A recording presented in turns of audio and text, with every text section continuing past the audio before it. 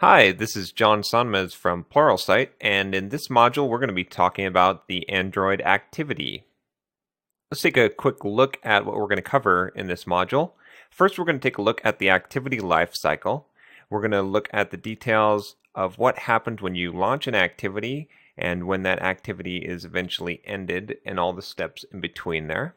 Then we're going to look at how to get views from a layout so that we can use views like buttons and text boxes in our activity.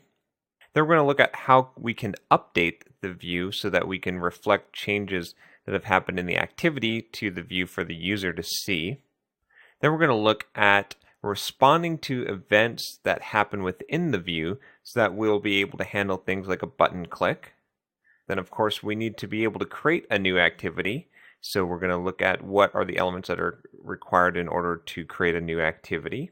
Then to be able to launch that activity so that we can navigate from one activity in our Android application to another activity. And finally, we're going to take a look at saving the activity state. In Android, we have the possibility that the operating system may end your activity before that you expect that to happen, and we need to be able to save and restore that state when that occurs.